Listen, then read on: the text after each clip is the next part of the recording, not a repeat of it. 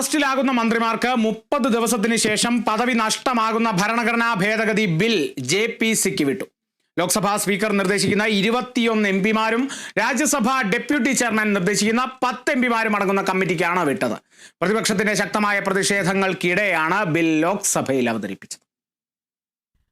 ആഭ്യന്തരമന്ത്രി അമിത്ഷായാണ് അറസ്റ്റിലാകുന്ന മന്ത്രിമാർക്ക് 30 ദിവസത്തിന് ശേഷം പദവി നഷ്ടമാകുന്ന ബിൽ ലോക്സഭയിൽ അവതരിപ്പിച്ചത്.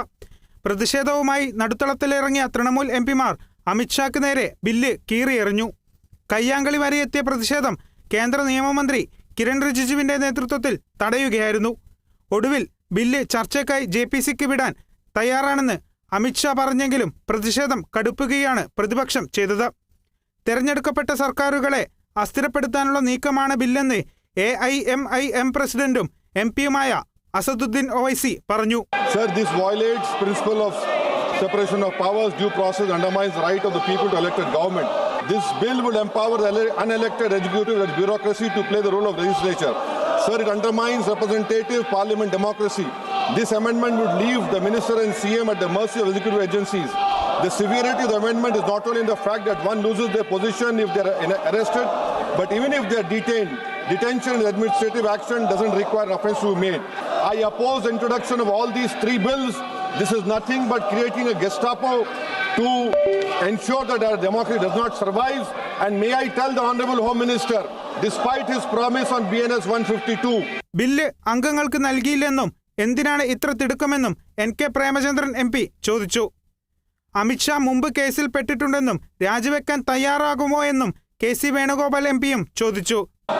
What is the undue haste and urgency in bringing such a constitutional amendment bill? What is the emergent need of having such a bill? That means the introduction of the bill itself is lacking bona fides. Sir, this bill is to sabotage the federal system of this country. Can I ask a question to the Honorable Home Minister? When he was the Home Minister of Gujarat, he had been arrested, sir. Whether he took the morality of that point.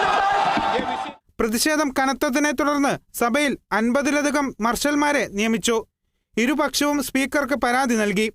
വനിതാ MPയെ മുറിവേൽപ്പിച്ചു എന്ന് കാണിച്ച് കേന്ദ്രമന്ത്രി Ravneet ബിട്ടുവിനെതിരെ Trinamool MP പരാതി നൽകി. പ്രതിപക്ഷം പേപ്പറിൽ കല്ല് കൊണ്ടുവന്നുവെന്നും mic പിടിച്ചെടുക്കാൻ നോക്കിയെന്നും BJP പരാതിയിൽ പറയുന്നു. അമിത്ഷായുടെ സുരക്ഷ കണക്കിലെടുത്ത് അദ്ദേഹത്തെ 1ാം നിരയിൽ നിന്നും 3ാം നിരയിലേക്ക് മാറ്റി.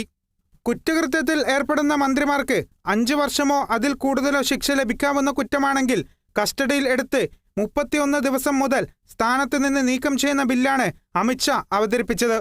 നിയമം പ്രധാനമന്ത്രിക്കും മുഖ്യമന്ത്രിക്കും ബാധകമാണ്. National desk, Kerala vision news.